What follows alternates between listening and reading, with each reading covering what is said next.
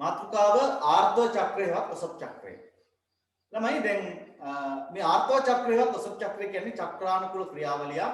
ඩිම්බකෝෂය හා ගර්භාෂය සම්බන්ධ මේ චක්‍ර දෙක අපිට කතා කරන්න පුළුවන්. සාමාන්‍ය ඩිම්බකෝෂය අපි ගත්තොත් මේ ඩිම්බකෝෂයත් මේ චක්‍රයට ගත වෙන දින 28යි.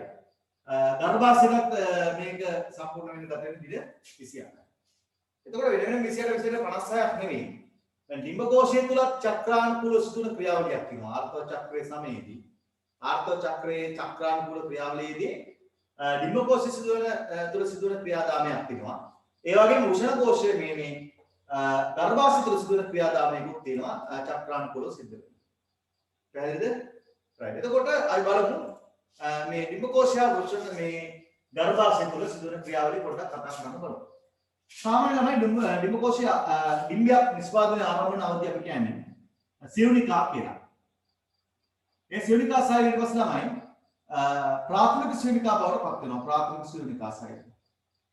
right ප්‍රාථමික සියුනිකා සෛල බවට පත් වෙලා ඒවා ද්විතීක සියුනිකා සෛල බවට පත් වෙලා පරිණත සියුනිකා සෛලයක් බවට පත් වුණාට පස්සේ මේ ඩිම්බකෝෂය පුපුරලා මේ ඩිම්බයක් නිදහස් කරන ළමයි පරිසරය කියන්නේ අපේ දේහ පොරේ නිදහස් කරනවා. මේ තමයි අනිකුත් සෛල. හරි මේ ඩිම්බ සෛලේ දේහ පොරේට උදාහරණ. උදාහරණයක් මේ ඩිම්බ සෛලේ ඉවස්ස ළමයි පැලෝපිය නාල දිගේ ගමන් කිරීම ඉදිරියෙන් යන සිද්ධ වෙනවා. පැලෝපිය නාල දිගේ යනකොට ඉස්සලා මේක සෛල සංඛ්‍යාව ක්‍රමයෙන් වැඩි කරගෙන මොරුලා වලටපත් වෙලා පස්සේ මේක බ්ලාස්ටර් කෝස්ටේ වලටපත් වෙලා ඊට මේක අධිරෝපණ කාර්යය සිද්ධ වෙනවා. හැබැයි ගර්භාෂයේ සංසේචනයක් මොකක් තමයි ඔය පැලෝපිය මේ අපි කතා කරමු මොරුලා සහ බ්ලාස්ටර් කෝස්ටේ වලටපත් වෙන්නේ. සංසේචනුනේ නැත්තම් පුතා මේක ඔය විදිහටම ඩිම්බ ගාගෙන මේ ගර්භාෂ භිත්තියේ හැලිලා තිබිලා දවස් 14කට පස්සේ ළමයි මේක දෙහෙන් බැහැර කිරීම සිදු කරනවා. දැන් ඔයාලට දාලා දෙනවා උපසනාවක් චුට්ටක් බලන්න මේ ඩිම්බ සෛලයට මොකද වෙන්නේ කියලා. දැන් මෝචරයෙන් පස්සේ ළමයි ඉතිරිනවා මේ සුම්බුන් ටිකකට කියන පීත දෙහය කියලා. ඒ පීත දෙහය ළමයි ඉතිරිලා ඊට පස්සේ ඒක ශ්වේත දෙහය බවට පත් වෙලා ක්‍රමෙන් ගර්භාෂයේ يعني ඩිම්බ කෝෂයෙන් මේක ඉවත් වෙලා යනවා. දැන් මම ඔයාලට උපසනාවක් දාලා පැහැදිලි කරනම් ඔයාලගේ ටියුටරින් උපසනාවක්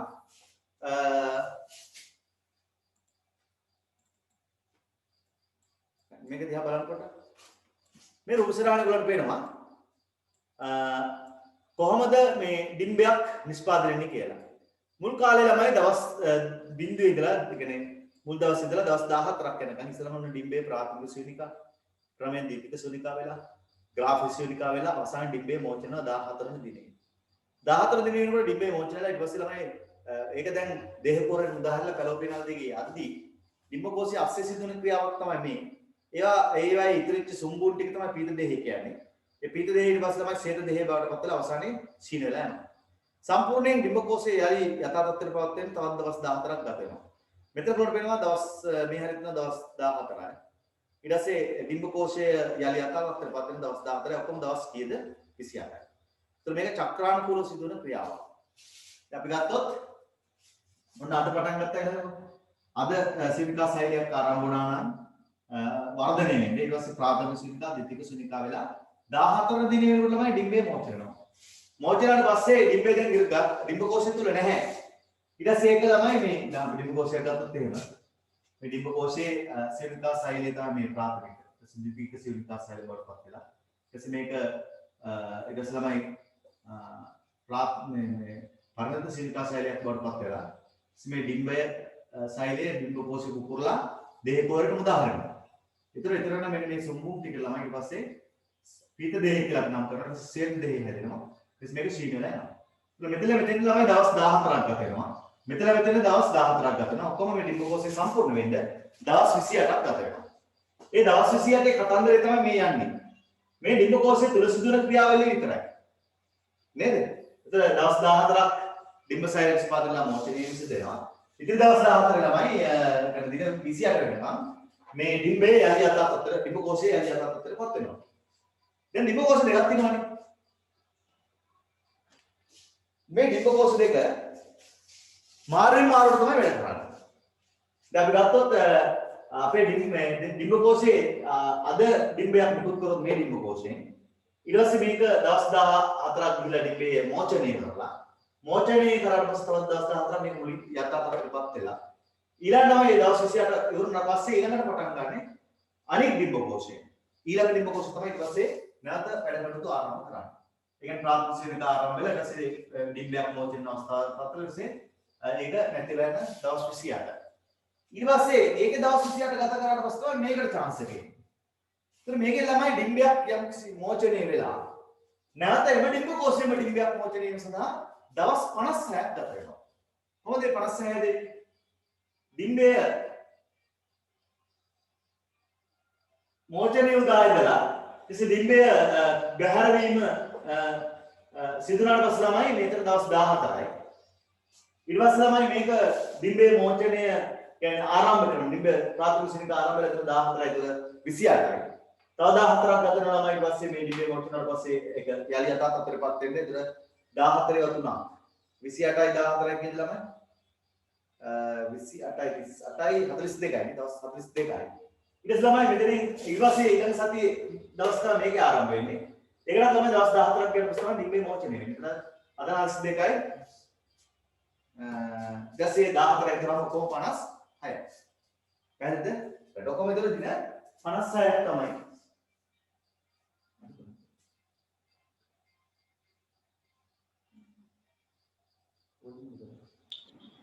ගත වෙන්නේ.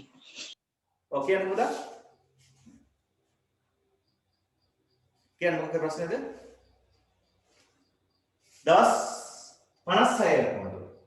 56 බලන්න දැක්කද තේරුණාද ඔයගලන්ට? මේක ඩිම්බයක් මෝචනය වෙලා නැවත මෙම ඩිම්බකෝෂයේම ඩිම්බයක් මෝචනය සඳහා දවස් 56ක් ගත වෙනවා. කොහොමද ඒ? ඔන්න ඩිම්බේ මෝචන අද දවස් 14ක් ගත වෙනවා මේ ඩිම්බකෝෂය සකස් වෙන්න. ඒ 14න් පස්සේ මෙයා නිකුත් කරන්නේ. එතන ඒ 14න් පස්සේ මෙයා තවත් දවස් 14ක් කරලා මෙයා ඩිම්බේ හදනවා. හදලාට පස්සේ මෙයා මෝචනය කරලා ඩිම්බකෝෂයේ සම්පූර්ණ වෙන්න මුල් තත්ත්වයටපත් වෙන දවස් 14ක් ගතනවා. 14 ගත වුණාට පස්සේ තමයි මෙයා ඩිම්බයක් මෝචනය ආරම්භ කරනවා. ඒ සඳහා තවත් දවස් 14ක් ගත වෙනවා. එතකොට යම් ඩිම්බකෝෂයකින් ඩිම්බයක් මෝචනය කළා නැවතත් එම ඩිම්බකෝෂයෙම ඩිම්බයක් මෝචනය කරනවා දවස් 56ක් ගත වෙනවා. හැබැයි ඩිම්බකෝෂ දෙකෙන්ම දවස් 28න් 28 ඩිම්බ මෝචනය සිද්ධ වෙනවා. ඒ කියන්නේ මේකෙන් ඔන්න අද ඩිම්බයක් මෝචනය වුණා දවස් 28න් අර ඩිම්බ. ඊළඟ 28න් මේක. ඊළඟ 28න් අර. එම මාරුවේ තමයි මේ ඩිම්බකෝෂයෙන් ඩිම්බ මෝචනය සිද්ධ වෙන්නේ. පැහැදිලිනේ? right. එතකොට මේ චක්‍රයට අපි කියනවා මේ ආර්තව චක්‍රය එක ඩිම්බකෝෂයක් තුළ සිදුවන මේ ක්‍රියාව වෙනවා ආර්තව චක්‍රය කියලා. ඒතර දැන් මේ කාලවකවාන වෙනකොට බලමු ඩිම්බකෝෂයෙන් ඒ ක්‍රියාවේදී වැදගත් වෙන හෝමෝන දෙකක් තියෙනවා ළමයි. ලුටරිකාරක හෝමෝනේ සහ සීවනික උත්තේජක හෝමෝනේ කියලා. පැහැදිලිද? ඒතර ඔයගොල්ලෝ පේනවා මේ ඩිම්බ මෝචනයේ අවදි වෙනකොට ක්‍රමක්‍රමයෙන් ලුටරිකාරක හෝමෝනේ අපි කෙටියෙන් කියන්නේ LH හෝමෝනේ කියලා. LH හෝමෝනේ ක්‍රමක්‍රමයෙන් වැඩි වෙලා වැඩිම තත්ත්වයටපත් වෙනවා ළමයි 14 දිනේ. එදින තමයි අධික උදර වේදනාවක් වෙලා මේ ඩිම්බ මෝචනය වීම සිදු වෙන්නේ. ඩිම්බකෝෂයෙන් ඩිම්බ මෝචනය සිදු වෙන්නේ. ඊට පස්සේ ඉතිරින පේද දේහ ළමයි ඊට පස්සේ ශ්වේත දේහේ බවට පත් වෙන දවස් 14ක් ගත වෙනවා. මෙතන 14 දින ඉඳලා 28 දින දක්වා දවස් 14ක් ගත වෙලා තමයි ඩිම්බකෝෂය තත්ත්වයටපත් වෙන්නේ. එතකොට ඔයාලට පේනවා මේ කාලයේදී සීනික උත්තේජක හෝමෝනේ මොකද වෙන්නේ? ක්‍රමක්‍රමයෙන් වැඩි වෙලා ඊට පස්සේ උපරිම අගට යනවා 14 දින ඊට පස්සේ ආය අඩු වෙලා යනවා. මේ තමයි ඩිම්බ කෝෂයේ සිදුවන ක්‍රියාවලිය. අපි ඊළඟ බලමු ළමයි. ඔයගොල්ලෝගේ පිටු අංක 8 දාලා තිනවා ගර්භාෂයේ සිදුවන සිදුවීම. ඒ කාලවකවානුවල ගර්භාෂයේ මොකද වෙන්නේ කියලා. අපි බලමු ගර්භාෂයේ සිදුවන සිදුවීම. ඒ කාලවකවානුවේ. මේ බලන්න. ගර්භාෂයේ වෙන්නේ.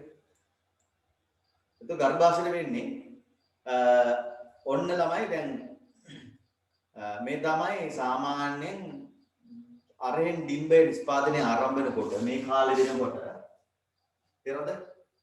එතකොට මේකේ ඒ වෙනකොට රුධිරය ගලනවා. රුධිරය පිට වෙනවා ඩිම්බය අර X දින පැනලා ඩිම්බේ සාමාන්‍ය දවස් 14යි ගර්භාෂය තුල තියන් ඉන්න පුළුවන්. පැලෝපිනාලෙන් පටන් ගත්තාම දවස් 2-3ක් යනවා ගර්භාෂයට එන්න. ගර්භාෂයට ඇවිල්ලා ළමයි සාමාන්‍යයෙන් එතනින් එහාට දවස් 14ක මුළු කාලයක් ඉන්න පුළුවන්. ඩිම්බේ මෝචනය දා ඉඳලා සම්පූර්ණ කාලය දවස් 14ක් ඉන්න පුළුවන්. ඊට පස්සේ 14 දින ළමයි ඩිම්බය ඉවත් වෙන්න ඕනි. expired කියන්නේ දින පැනපු ඩිම්බය ඒක ඉවත් වෙන ළමයි ගර්භාෂ පිටි කැඩීගෙන රුධිරයේ සමග යෝනි මාර්ගයෙන් මේක පිට වෙලා යනවා ඩිම්බේ. එතකොට මේ අපි කියනවා මේ කාලෙට ළමයි දවස් 4ක වගේ කාලයක අපි කියනවා ආර්තව කාලය කියලා. ආර්තව අවධිය. ඊට පස්සේ ළමයි ප්‍රගුණ අවධිය කියන්නේ නැවත මේ ගර්භාෂ පිටි සකස් වෙන අවධිය. එතකොට ඒ වෙනකොට දවස් 14යි.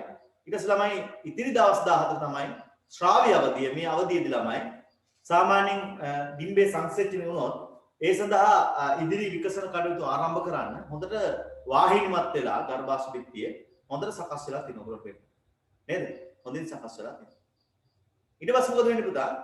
මේ හරියටම 28 දිනේකට නැවත ඒ ඩිම්බය බලාපොරොත්තු තියන් හිටියේ ඩිම්බ මේ ශුක්‍රාණු ශෛලයක් ඇවිල්ලා සංසේචනය වෙයි කියලා.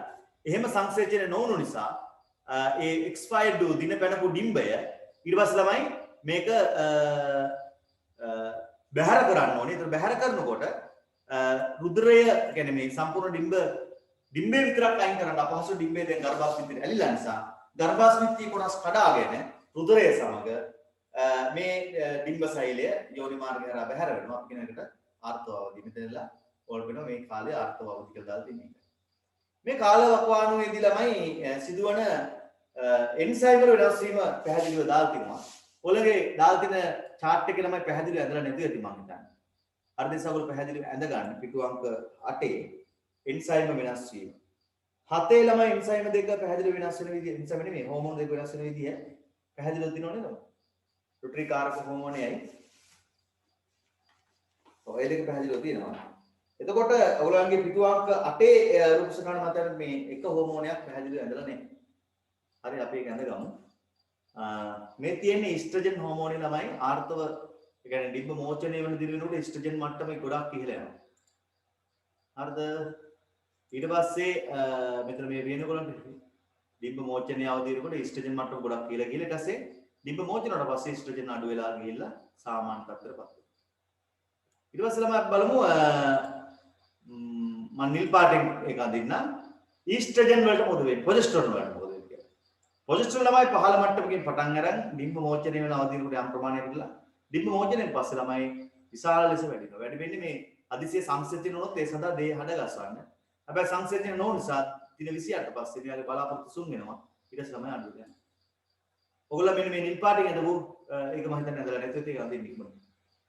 ටියුට් එක ඇඳලා.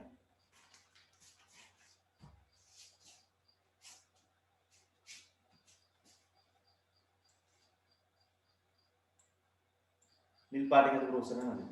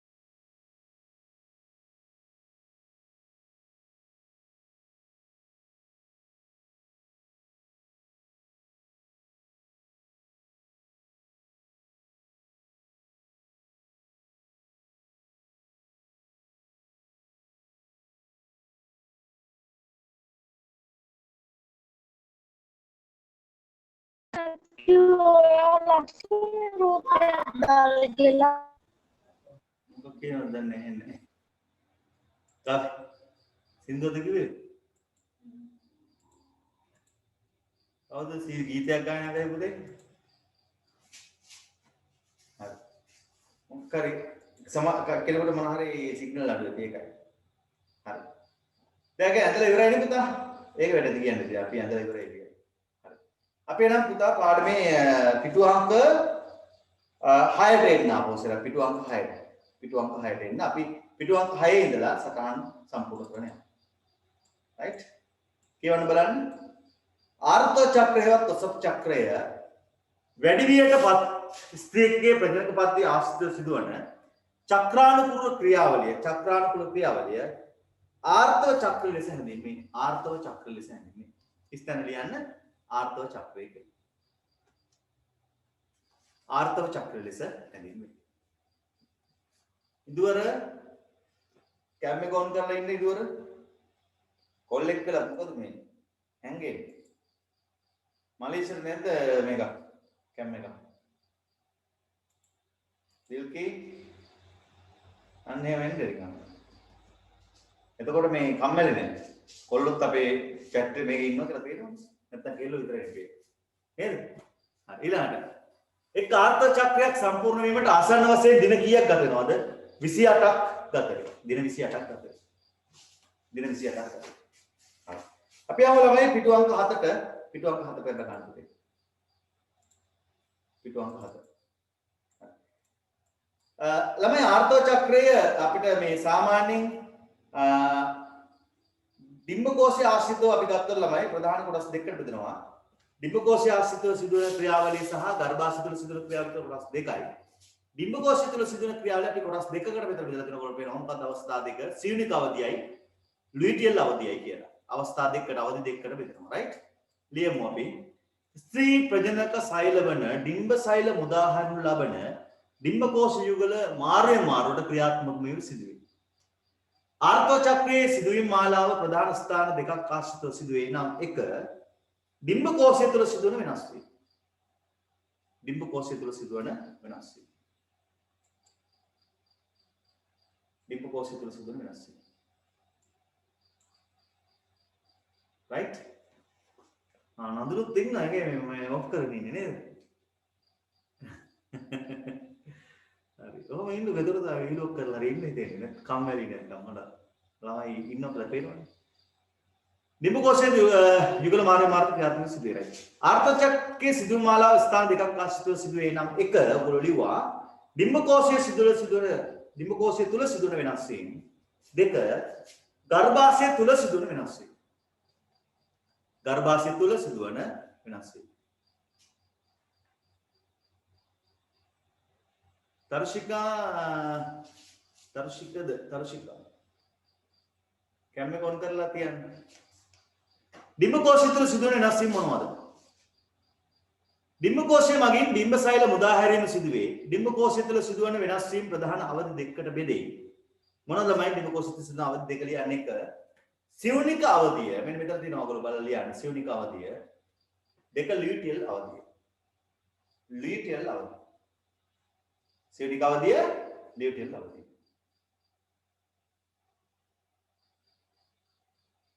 හරි.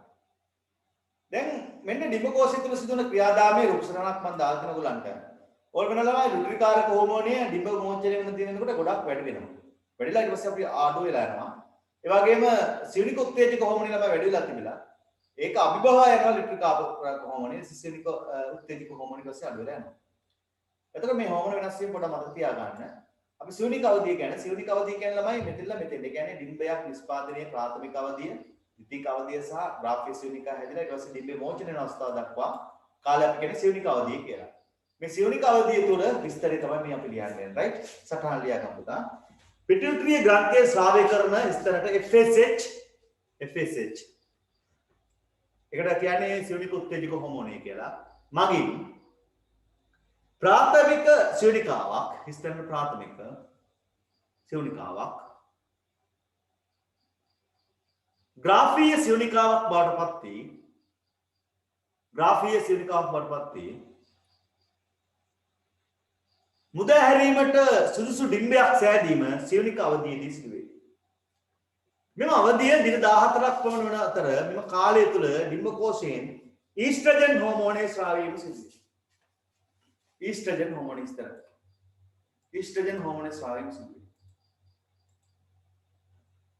තරුෂිකද දන්නේ නම මේ එයා කැමේ කොන් කරන්න පුතා තරුෂික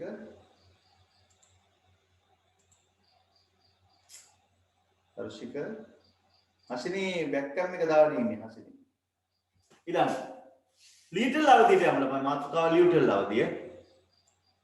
අවධිය කියවන්න ලියටල් අවධිය ගැන පරිණත ග්‍රාෆීය ශූන්‍යතාව පිටුටි ග්‍රන්ථියෙන් ශ්‍රාවය කරන හිස්තන ලියන්න LH කියන්නේ ලුටිරි කාරක හෝමෝනේට LH කියන්නේ ලුටිරි කාරක හෝමෝන LH කියන්නේ ලුටිරි කාරක හෝමෝන මගින් පිපිරි ඒ තුල ඇති ඩිම්බය පැලෝපිය නාලය වෙත වරහන් තුල හිස්තන ලියන්න ළමයි පැලෝපිය නාලය වෙත මුදා හැරීම ලුයිටෙල් අවධියේදී සිදුවේ. ග්‍රාෆීය ශූන්‍යතාවේ පීත දේහ බවටත් ග්‍රාෆීය ශූන්‍යතාව පීත දේහ බවටත් ඡේද දේහ බවටත් පත් වී පීත දේහයි ඡේද දේහයි ගයන වල්සයන්න පීත දේහ අන්තික ගයන වල්සයන්න ලියලා ඡේද දේහ පීත දේහ බවටත් ඡේද දේහ බවටත් පත් වී පරිහානි වීම සිදුවේ. මේ අවධිය සඳහා දින 14ක් පමණ ගත වන අතර ඩිම්බකෝෂයෙන් ප්‍රොජෙස්ටරෝන් හෝමෝනයේ ස්‍රාව වීම සිදුවේ. ඩිම්බකෝෂයෙන් දුවර කැමෙකොන් කරන්න. ප්‍රොජෙස්ටරෝන් හෝමෝනයේ ස්‍රාවයෙන් හිස්තන පද ප්‍රොජෙස්ටරෝන් හෝමෝන.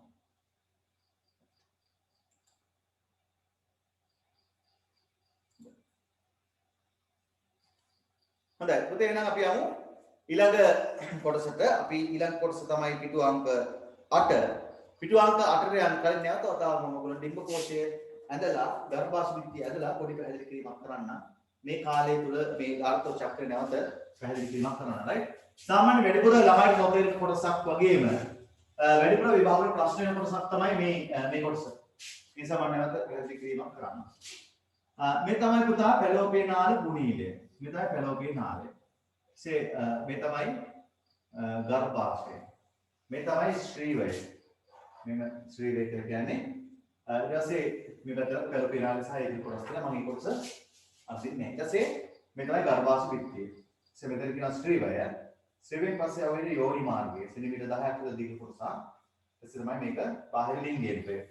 බාහිර ලිංගේන්ද්‍රය කොයි වගේද කියලා අපි විස්තර ඉහත කතා කරලා තියෙනවා. තමයි මේ කිව්ව තමයි මුත්‍රාශය තියෙන විශාල මුත්‍රාශය. මුත්‍රාශයේ මුත්‍රා ගබඩා කරන් ඉඳලා ඒවා පොඩි නාලයක් දිගේ අරන් ගිහලා මෙන්න මෙතනින් තමයි විවරයකින් යෝනි මාර්ගයේ විවරයකින් මුත්‍රා බැහැර කිරීම සිදු වෙන්නේ. මේ එතකොට මේ ලිංගේන්ද්‍රය ළමයි මුත්‍ර මාර්ග විවර වෙන්නම තියෙනවා. යෝනි මාර්ග විවරය වෙන්නම තියෙනවා. ඊතරම් ඉහළ කොටසේ භගමණී ආසන්න තමයි මේ මුත්‍ර විවරය තියෙන්නේ. එතකොට යෝනි මාර්ග ඊට පහළින් කොටස තමයි තියෙන්නේ. එතකොට මේ ලිංගික ස්‍රාවයන් රැගෙන යන්නේ මේක දිගේ මුත්‍රා වෙනම යන්නේ. පුරුෂයන්ගේ එහෙම නැහැ. ලිංගික ස්‍රාවයන් සහ මුත්‍රා රැගෙන යන්නේ එකම නාලයක් දිගේ. ස්ත්‍රීන්ගේ වෙන වෙනම නාල දෙකක් වෙන වෙනම තියෙනවා නේද? යෝනි මාර්ග වෙනම පවතිනවා. මුත්‍රාශයේ මුත්‍රා රැගෙන යන නාලය වෙනම පවතිනවා. දැන් පුතා මේ තමයි ඩිම්බකෝෂය. ඩිම්බකෝෂය තුළ මේ දින අපි කෙඳි වගයක් අපි කියන මේවට කාහලිකාව කියලා. දැන් ඔන්න මම කතන්දරේ කියන්න යන්නේ ආර්ථෝ චක්‍ර සම්පූර්ණ සිද්ධියම ගර්භාෂ්පිතිය මේ වගේ වාහිනාවක් වෙලා තියෙන්නේ. ගර්භාෂ්පිතිය මේ වගේ සකස් වෙලා තියෙන්නේ මාංශල වෙලා. මොකද මේ ගර්භාෂ්පිතියේ මේ ඩිම්බයක් සංසෙච්චිනවා. ඒ ඩිම්බය එතනින් එහාට විකසන කටයුතු ආරම්භ කළ වැඩ කටයුතු කරගෙන යන්න මේ ඩිම්බය කෝෂයේ හොඳට වාහිනමත් වෙලා සකස් වෙලා තිනවා විදිහට. ඊට පස්සේ පුතා දැන් ඔන්න ඩිම්බකෝෂයෙන් මෙන්න දැන් ඩිම්බයක් නිෂ්පාදනය වීම ආරම්භ කරා අද. ඔන්න ඔය ප්‍රාථමික ශූන්‍යතා හදනවා ද්විතීයික ශූන්‍යතා බවට පත් වෙනවා මේක ඊට පස්සේ ළමයි ප්‍රාථමික ශූන්‍යතා ප්‍රාථමික ශූන්‍යතා ඉස්සරහ ශූන්‍යතා ඊට පස්සේ ප්‍රාථමික ශූන්‍යතා ඊට පස්සේ ද්විතීයික ශූන්‍යතා ඊට පස්සේ ශූන්‍යතාවක් බවට පත් වෙලා ඔන්න ඩිම්බකෝෂය පුපුරලා මේ ඩිම්බය දේහ පුවරට උදාහරණයක්. දේහ පුවරට උදාහරණයක්. දැන් සාමාන්‍යයෙන් ඔය කට්ටිය දරුවන් ලැබෙන එක වළක්වන්න පොඩි ඔපරේෂන් එකක් කරනවා. ඒ ඔපරේෂන් එකේ තමයි මෙන්න මේ පෙළොපිනාලේ කපලා මෙතනින් එන්න තමයි. ෆැලොපියන් නාලය මෙතනින් කපලා මෙතනින් ගැට ගන්නවා අතරින් කපලා එතනින් ගැට ගන්නවා. ඒතර ගර්භාෂයට ඩිම්බේ ඉන්නේ නැහැ. ඒතර මේ නෝජනේ ඩිම්බේ කොහෙද යන්නේ? ඒක තමයි දේහ කුහරට එන්නේ. දේහ කුහරට ඇවිල්ලා ඒක කපට කරලා එකතු වෙලා ඊට පස්සේ තමයි ඒක රුධිර ශාසන පද්ධතිය කියලා ඒක බහිස්ථාය පද්ධතියදී බහැර කිරීම කරනවා. ඒ කියන්නේ මූත්‍ර පද්ධතිය හරහා තමයි ඒක බහැර වෙන්නේ. සෛලයක් කියන්නේ තම චූටි ළමයාට අනික්ෂීයයි නේද? අපිට මේ ආලෝකනික්ෂයමුත් පේන්නේ තරම් ඉතාම කුඩායි. ආලෝකනික්ෂය නම් පේනවා. ඩිම්බ සෛලයක් සාමාන්‍ය බලා ගන්න පුළුවන්. ඉතාමත් කුඩායි. ඒක විස්තරයක් තරම් ලොකු නෑ. අර කිකිලියගේ විස්තරේ ඩිම්බ සෛල ලොකුයි. ඒ වගේ පේන්නේ නැහැ ළමයි. අනික්ෂීයයි. හිතා ගන්න දුර කොච්චරද කියලා නේ. අබෑටයක් අපිට ඇහැට පේනවනේ ඊටතර කුඩායි. අපිට අබෑටයක් සාමාන්‍යයෙන් බලන්න පුළුවන්. නමුත් ඩිම්බ සෛලයක් මෙහෙම බලන්න බැහැ ළමයි ටීවී එකේ. ඒක බලන්න වෙන්නේ අපිට ආලෝකනික්ෂයෙන් පමණයි. ඒ නිසා ඒ වැනි චූටි ඩිම්බ සෛලයක් තමයි නිදාසලා තියෙන්නේ. ඒතර මේක මේ කාහාලිකාවේ තියෙන මේ කිඩි මගින් පක්ෂ මගින් ඇදලා ගන්නවා මේක ඇතුළට. ඇදලා අරන් දැන් මේක දිගේ එනවා. දැන් ඔන්න පැහැදිලි ඔයගලන්ට ඩිම්බේ ඔන්න ආරම්භ වුණා මෙතනින්. ඊට පස්සේ ප්‍රාථමික සිලිකා සෛල හැදිලා ප්‍රාථමික සිලිකා ද්විතීක සිලිකා වල ඊට පස්සේ ඩිම්බේ මෝරපු නිසා මේක පිට වුණා. මේ සඳහා දවස් කීයක් ගත වෙනවද? 14ක්.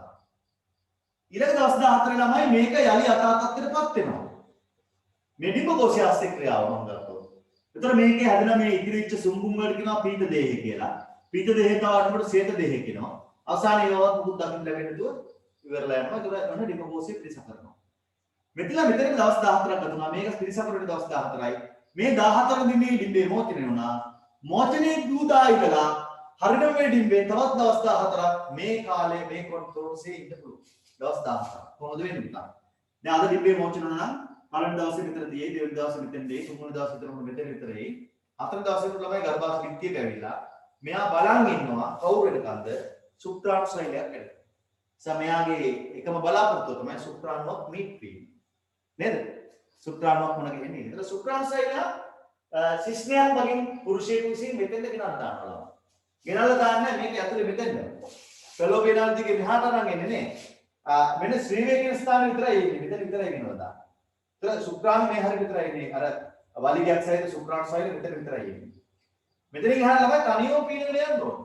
ඒතර මෙයාට මේ ගිරි දුර්ග පසු කරමින් පීනගෙන යන්න ලොකු හැකියාවක් තියෙනුනේ සුක්‍රාණු සෛලය.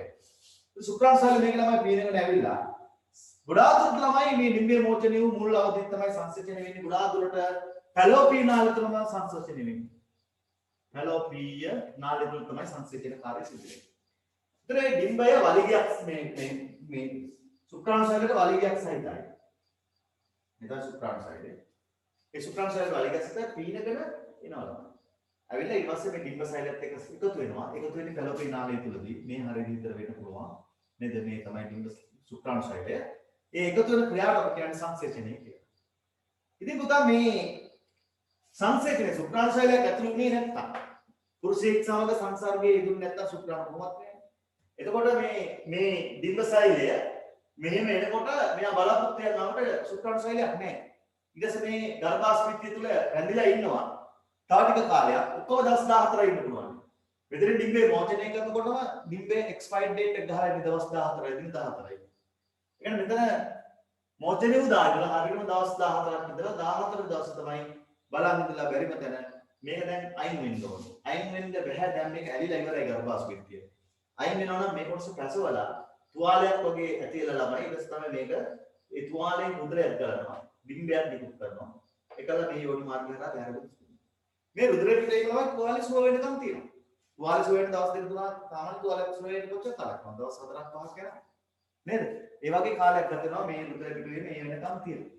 ඊට පස්සේ තුවාලේ සුව වුණාට පස්සේ එළියට තත්ත්වයට මේ ගර්භාෂ්පිතිය පත් වෙනවා. එතකොට මේ ඩිම්බ කෝෂය තුල දවස් 28 ගත වෙන විදිය වුණා පැහැදිලි. ගර්භාෂ්පිතිය තුල සිදුවන ක්‍රියාව තමයි මේක දවස් 14ක් වෙන ආවට පස්සේ ගර්භාෂ්පිතිය තුල සිදුවන දවස් 14 14 සිදුවන ක්‍රියාවලිය චක්‍රීය ක්‍රියාවලිය තමයි ඔය මම අපේ විදිහට දාලා දෙන්නේ. පැහැදිලිනේ? හරි. දැන් මේ සංසේචන නොවුනොත් තමයි මේ ආර්ධවය සිද්ධ වෙන්නේ. ඒ කියන්නේ මේ ඔසප් වීම සිද්ධ වෙන්නේ රුධිරය පිටවීම සිද්ධ වෙන්නේ. ජීවිතේ පළවෙනි වතාවට ඉස්සෙල්ලාම මේ ඩිම්බයක් මෝචනලා ඒක එල්ල හොම පිට වුණාම තමයි ගැහැණු දරුවෙකු වැඩි වීටපත් වුණා කියලා කියනවා. තේරෙනවද? වැඩි වීටපත් වීම කියන්නේ හරියටම මේ ඩිම්බයක් පිට වූ පළවෙනි දවසේ. ඊට පස්සේ මොකද කරන්නේ කට්ටිය? එයාව කාමරයක් තුල හදවනවා. නැකතක් බලනවා මේ මෙයා එළියට ගන්න නේද? ඒ කාමරයක් තුර රඳවන මේ සාමාන්‍ය පාරම්පරික සිද්ධිය තමයි ළමයි. දැන් මේ ස්ත්‍රිය සාමාන්‍ය දරුවෙක් පිළිසිඳ ගැනීමේ හැකියාව තියෙනවා. නිසා එයා ගොඩක් පරිස්සම් වෙන්න ඕනි. එයාගේ නිසි වයස එනකම්. ඒතර මේවා සාමාන්‍ය දෙමාපියන්ට දරුවන්ට පැහැදිලි කරන්න බෑ. ඔයා මෙහෙමයි කියලා පැහැදිලි කරන්න අමාරුයි. නිසා ගෙදරට වැඩිහිටියෝ ගෙන්නන්න ඕනි. ගෙන්නලා වෙනත් අය ළමා මේ යෝන් වියට පාදකෝ දෙරියට උපදෙස් ලබා දෙන්න ඕනි. ඒ සඳහා තමයි පොඩි උත්සවයක් තියන්නේ. මොකද ගෙදරට ආපු අයට නිකන් යවන්නත් බෑ. කන්න බොන්න ටිකක් දීලා යවනවා. ඒක තමයි මේ උත්සවයක් වගේ උත්සව සිරියක් මේක ගන්න. අද කාලේ මේක ළමයි නිකන් අමුතු ත්‍රෙඩ් එකකට යන්නේ දැන් කට්ටිය ඒක මුදල් උපයන ආදායම මාර්ගයක් බවට පත් කරන. දඩබඩ ගාලා මේ ගෙදර තින්ද ටිකක් ගාලා මේ ගාම හැමෝටම කියලා මියුසිකල් ෂෝ එකක් ගහලා එහෙම මුදල් උපයන ආදායම මාර්ගයක් බවට පත් කරුනේ දී. එතකොට මේකේ කරන්න ළමයි එහෙම බලාපොරොත්තුවක් තිබුණේ නැහැ. කරන්න කරේ මේ සිද්ධිය මුළු ගමටම ආරංචි කරන්න ඕනේ. මොකද මේ දරුවගේ ආරක්ෂාව සඳහා. අපේ දරුවෝ අනිත් එක දැන් සමහරක් අය ඒ ගෙදර ගෑනු දරුවෙක් ඉන්නවා කියලා දන්නේ මේ උත්සවයෙන් පස්සේ. එතකන් දන්නේ නැහැ මේ ගෑනු දරුවෙක් ඉන්නවා කියලා. එදාට මේ මුළු ගමම අඳුර ගන්නවා මේ ගැහැණු ළමයාව. මෙයා එනම් මෙයාගේ දුව කියලා දන්නවා. අහවලාගේ දුව තමයි මේ ඉන්නේ කියලා. ඒතර පාර්තෝටේදී දැක්කොත් වැරදි ක්‍රියාවක යෙදුනොත් ටක්කලා දන්නවා මේ අහවලාගේ දුව කියලා. එතන ඔයගොල්ලෝ ප්‍රසිද්ධියට පත් වෙලා ඉවරයි වෙනකොට. ඒ වෙනකන් ළමයි ඔයගොල්ලෝ ප්‍රසිද්ධියට පත් වෙලා නැහැ. ගෙදර සාමාන්‍යයෙන් එක තැනකට වෙලා හිටපු නිකන් ඔය සාමාන්‍ය සමාජය විතරයි හඳුරන්නේ. ඒතර මේ බහුතර සමාජය හඳුර ගන්න තමයි මේ උත්සවය පවත්වන්නේ. පෙරණ ඒකෙදී ප්‍රධාන වශයෙන් කරන්න බලාපොරොත්තු වෙන්නේ මේ දරුවව සමාජගත කරන්න දරුවා අනික් අයට හඳුනලා දෙන්න මේ දරුවට මොනහරි කරදරයක් පාරතල දුනොත් මගේ මේ දරුවන් සමයට උදව් කරන්න සහාය වෙන්න මේ මොනහරි ප්‍රශ්න දුනොත් මට කියන්න ඒක තමයි දෙමාපියෝ බලාපොරොත්තු වෙන්නේ. ඊට පස්සේ ගෙදර ඊට පස්සේ වැඩිහිටියෝ කෙනලා මෙයා කාමරේ තියලා එයාට උපදෙස් දෙනවා. පුතා මෙතනින් පස්සේ ඔයා මෙහෙමයි. ඔයාට මෙහෙම වෙන්න පුළුවන්, ගර්භණී වෙන්න පුළුවන්, මේ වගේ දේවල් වෙන්න පුළුවන්. නිසා ඔයා පරිස්සම් වෙලා ඉන්න ඕනේ. ඔයාගේ නිසි වයසට එනකන් කියලා. අඩු වයසෙන් දරුවෝ ලැබෙන එච්චර සුදුසු කාරණයක් නෙවෙයි. සමහරක් අය එහෙම දැන් ලිංග පරිදි ලැබුණාට පස්සේ යම් ලිංගික සංසර්ගයක යෙදුනොත් සුක්‍රාණු වලට ඇතුළුනොත් තමයි මේ ඩිම්බයත් එක්ක සංසර්ගලා දරුවෙක් බිහිවීමේ ඉඩකඩ තියෙනවා. සාමාන්‍ය සුක්‍රාණු ශෛලයක් දවස් 3-4ක් මේ ස්ත්‍රියගේ යෝනි මාර්ගය තුළ රැඳලා තියෙන්න පුළුවන්. එතරම් වුණොත් මේ ඩිම්බයත් එක්ක සංසර්ගලා ඉතින් දැන් අපි සාමාන්‍යයෙන් ස්වභාවික උපත් පාලන ක්‍රම තියෙනවා. ඒ කියන්නේ සමහරක් අය ඩිම්බයක් නැති කාලය තුළ සංසර්ගයේ දුනොත් මේ කියන්නේ මේ සංසිතියක් සිද්ධ වෙන්නේ නැහැ. ඒක අඳුරගන්නේ මේ ඩිම්බ මෝචනයේ උදා ඉඳලා දවස් 14ක් වෙනකන් ළමයි. දැන් ඩිම්බයක් අසප්පේ ඉඳලා අසප් වෙනවනේ කියන්නේ මේ උදරේ පිටනවනේ. ඒ උදරේ පිටෙච්ච දායි ඉඳලා ළමයි දවස් 14ක් වෙනකන් ඩිම්බේ නිපදන එක විතර නෙවෙන්නේ. ඒතර ඩිම්බයක් ගර්භාෂය තුළ නැහැ. මේ උදරේ පිටුණා කියන්නේ ඩිම්බේ ඉවත් වුණා. තේරෙනවද? ආයෙ ඩිම්බයක් හැදෙන්න යනවා තවත් දවස් 14ක්. එතකන් ළමයි දවස් 14 කාලයක් තිබුණා ස්වභාවික අපි කියන්නේ උපත් පාලන කාලයක් කියලා. ඒක මේ ස්වභාවිකයි. ඒක කෘත්‍රිම උපත් පාලන ක්‍රමයක් නෙවෙයි. ඒතර මේ ස්වභාවික උපත් පාලන ක්‍රමයේ ටයිම් එක හඳුනගන්නේ ආර්තව චක්‍රයේ ආර්තව සිදු වූ දා සිට දවස් 14ක් ඇතුළත ශුක්‍රාණු ඇතුළනොත් සංසචනයක් වෙන්නේ නැහැ. හැබැයි 14 දින ඇතුළත තිබුණු ශුක්‍රාණු ඊට පස්සේ තමයි මේ ඩිම්බේ මෝචන 14 දින ඊට දවස් දෙකක් විතර යනකොට එතන ශුක්‍රාණු තියෙනවා. ඊට පස්සේ බීනෙන් නැවිලා සංසචනයක් වෙන්න පුළුවන්. තේරෙනවද? එතකොට සාමාන්‍ය ඉස්සර කරන්නෝ විශේෂ කෘත්‍රිම ක්‍රම පාවිච්චි කරන්නේ නැහැ උපත් පාලනයේ. දැන් උපත් පාලනයේ දරුවන් පිළිසිඳ ගැනීම නතර කරන්න දරුවෝ ඉන්න අම්මලා මෙතන මේ කලපිනාලේ කපලා ගැට ගන්නවා. නැත්නම් ඉන්ජෙක්ෂන් දෙදිනවා මාසෙන් මාස 3 තුනට වගේ. නේද? හෝමෝන කන්ට්‍රෝල් එකක් ඒක ඇත්තට සුදුසු දෙයක් නෙවෙයි ළමයි. ඒක වෙනකොට තමයි කට්ටිය අනවශ්‍ය මේ තදබාර වෙන්නේ. ඒ හෝමෝන නිසා. ඒ නිසා මේ තව එකක් තියෙනවා අර උපත් පාලනයක් විදිහට කරල් අතු කරන සිස්ටම් එකක්. මෙතන සල්ලි කර්මයක් කරලා කරවල දානවා අවුරුදු 5කට එක බලන්න අවුරුදු 5කට පස්සේ නැවත දාන්න. ඒකත් තව ලූප් භාවිතා කරනවා කියලා සිස්ටම් එකක් තියෙනවා. ලූප් කියන්නේ ළමයි මේකට පොඩි ක්ලිප් එකක් දානවා. ක්ලිප් එකක් නූලකුත් එක්ක තමයි දාන්නේ. අවශ්‍ය අනවශ්‍ය වෙලාවට ඒක අයින් කරන්න පුළුවන්. ලූප් එකක් කියන්නේ මේ වගේ හොන්නොම ක්ලිප් එකක් දානවා. ඒක දැම්මහම ඒක බැලුම් බෝලයක් වගේ කරා. ඒක දැම්මම ළමයි ඒක යෝනි මාර්ගයේ තියෙනවා. ඊට පස්සේ අයින් කරනවා මේකේ නූලක් තියෙනවා ළමයි මේ එළියට. ඒ නූලෙන් ඇද්දාම අයින් කරන්න පුළුවන්. තේරෙනවද? එතකොට ඒක කරන්න සමහර දරුවන් මේ එක්කෙනෙක් දෙන්නෙක් ඉන්නකොට සමහර දරුවෝ තුන්ලෙක් විතර තමයි මේක කපලා මේක ගැට ගහලා දාන එක ආය ජීවිත කාලෙටම ආය දරුවෝ ලැබෙන්නේ. මේ ලූප් දාන ක්‍රමෙන් ළමයි දරුවෙක් ලබා ගන්න අවශ්‍ය නම් ඒක අයින් කරාට පස්සේ නැවත දරුවෙක් ලබා ගැනීම හැකියාව දෙනවා පිළිසිඳ ගන්න පුළුවන්. තේරෙනවද? එතකොට හැබැයි මේ සමහරක් අයගේ මේ දැන් ශුක්‍රාණු තුල ළමයි ඇතුළට යන්නේ නැහැ නේ. මේ බැලුන් එක වගේ එකක් තුල තමයි ශුක්‍රාණු හැදලා තියෙන්නේ. ඒ නිසා ශුක්‍රාණු ඇතුළට යන්නේ නැති එක තමයි මේ ලූප් එක භාවිත කරන්නේ. ඒතර මේ ලූප් එක දානකොට සිස්ටම් තියෙනවා නේද? ලූප් එක මේ දක්වාම ඇතුළු කරලා තමයි අපෝ ඇදලා ගන්න. තේරෙනවද? එතකොට ඒක හොස්පිටල් එකේදී වෛද්‍යවරයෙක් විසිට කරන වැඩක්. දැන් ඒකවත් පාරකට මම ස්වභාවික එකක් කිව්වා කෘත්‍රිම එකක් මේ. තව ඉතින් අර පුරුෂයාට පාවිච්චි කරන්න පුළුවන් සාමාන්‍ය කොන්ඩම් ශුක්‍රාණු ගර්භාෂය වලට යන්නේ තියෙන. ශුක්‍රාණු බහැර වෙනකොට ඒවා ඒ බැලුන් එක වගේ කොන්ඩමේ තුල ඉතුරු වෙලා ඊට සේවා ඉවත් කරලා දාන්න. ඒතොර ගර්භාෂයට ශුක්‍රාණු ඉතුරු වෙන්නේ නැහැ. ඒතකොට දැන් සමහර දරුවෝ මේ සම්බන්ධයෙන් අවබෝධයක් නැති හින්දා ලොකු කරදර වලට පත් වෙනවා. ඊතරනේ කුතුහලය නිසා සමහරක් අය සමග මේ සංසාර ක්‍රියාවේ යෙදෙන්න උත්සාහ කරනවා. ඊතරනේ ඊට පස්සේ මොකද වෙන්නේ? එයා දන්නේ නැහැ මේ ශුක්‍රාණු ඇතුළු නම් සිදුවන සිදුවීම. ඒ දරුවෙක් පිළිසිඳ ගන්නවා. උත්තරයක් නැති වෙනවා. ඊට අදාළ පුද්ගලයා විවාහ වෙන්න කැමති නැති වෙනවා. අවසානයේ උත්තරේ තමයි ඉතින් එක්ක වසබොන්න එක තමයි කරන්න ඕන. ඒ නිසා එහෙම විය යුතු නෑ. ඒ නිසා මේ වඩා සුදුසු ළමයි එතෙන්ද පාර හදාගන්න නැතුව තමන්ගේ පාඩුවේ ඉන්න. තේරෙනවද? ඒ නිසා එතකොට ළමයි ප්‍රශ්න ගොඩක් ඇති වෙනවා. ඒ ප්‍රශ්න වලට උත්තර හොයනකොට තමන්ගේ මේ අධ්‍යාපන කටයුතු අඩාල වෙනවා. දුර ගමනක් යන්න බැරි වෙන නිසා වඩා හොඳයි තමයි මේක මූලාරම්භයේම කපලා අයින් කරන එක. ඒ කියන්නේ ඒ යම්කිසි අදහසක් කවුරුයි පිරිමි ළමයෙකුට හෝ කාට හරි අදහසක් ඇති වුණොත් එතරම් ළමයි ඒක සමූල ඝාතනය කරන්න පුළුවන්. ගැහැණු ළමයිගේ ඒක බැල්මකින් ඒක ඉවත් කරන්න පුළුවන්. ගැහැණු ළමයා යම්කිසි ප්‍රතිචාරයක් දුන්නොත් සමහර අපිට ඒක ඒ අදහස මෝරලා තමන්ට කරදරයක් වෙනකම් තමන්වත් දන්නේ නැහැ. පෙරණ නිසා ඒවා සම්බන්ධයෙන් කොහොම බුද්ධිමත්ව කටයුතු කරන්න. රයිට්? දැන් මොන පුතා මේක පැහැදිලි වෙන්නේ කොල්ලන්ට? දැන් අපි බලමු සංසේචනයක් වුණොත් මොකද වෙන්නේ කියලා.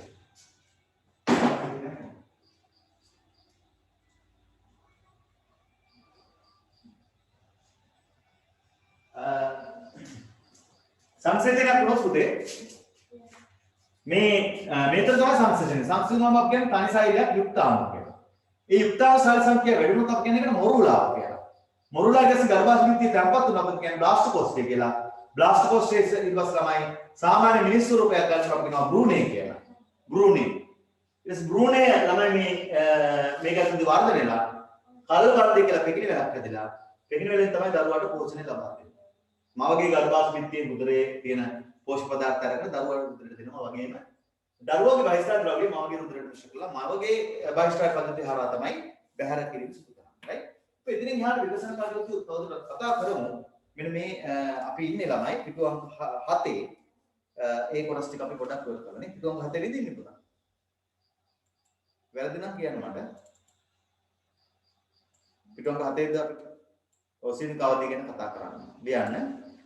පිටුවේ ග්‍රන්ථියෙන් ශ්‍රාවක FSH ඉගෙන සිවුනික උත්තේජක හොමනි මගේ ප්‍රාථමික සිවුනිකා එක ලිව්වද මම මතකයි.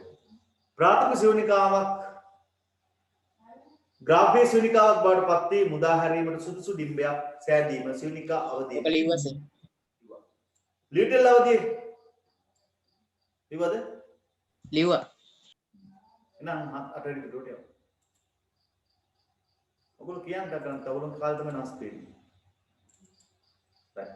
අපි ඊට පස්සේ ගර්භාෂය තුල සිදුවන සිදුවීම. මෙන්න ගර්භාෂය තුල සිදුවන සිදුවීම ළමයි.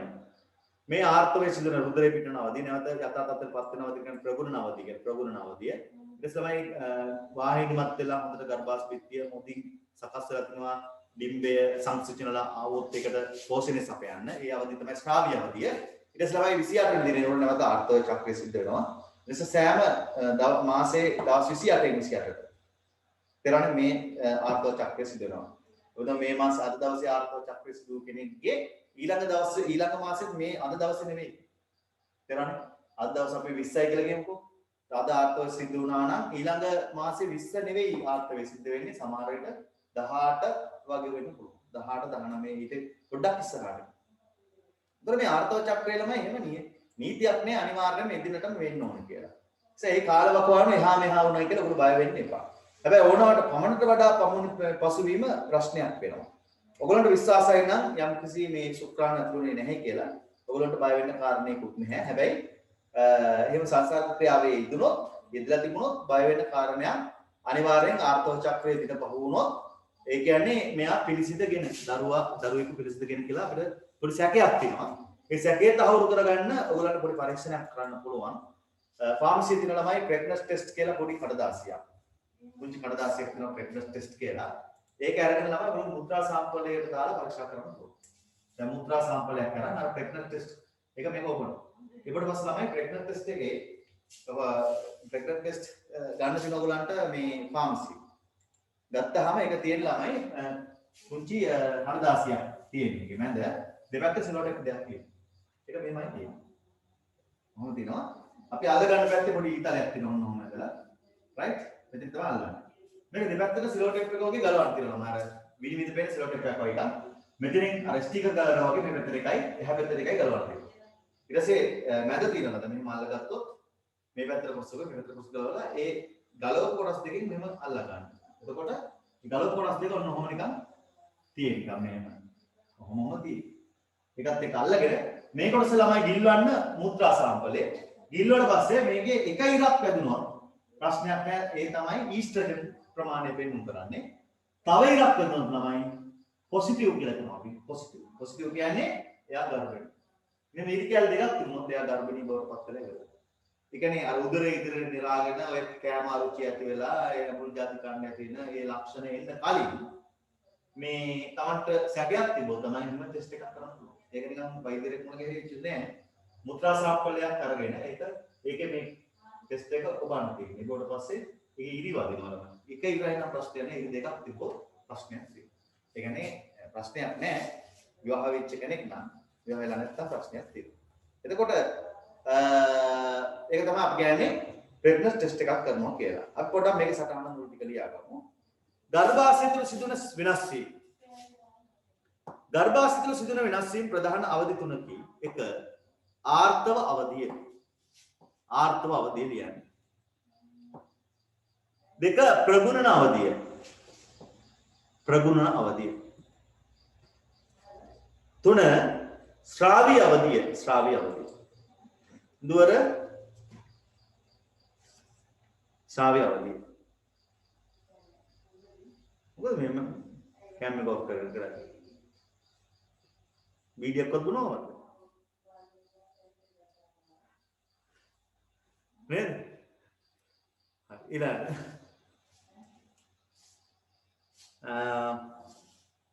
ප්‍රගුණ අවධිය ශ්‍රාවී අවධිය නිවන තුනම රයිට් අපි යමු මෙතෙන්. මේ පැහැදිලි ඔයගොල්ලෝ උත්සාහන මම මේකේ අඳින්න කිව්වා ඔයගොල්ලෝ අදගත්ත ඇති ඉස්සෙල්ලා ලියන්න ආර්ථව අවධිය ගැන. ආර්ථව අවධිය කියන්නේ මෙතන මෙතන. මේ ආර්ථව සිදුවන අවධිය. ලියමු. සංශ්ලේෂණයක් සිදු නොවන නම් ප්‍රොජෙස්ටරෝන් හෝමෝන මට්ටම පහත වැටේ.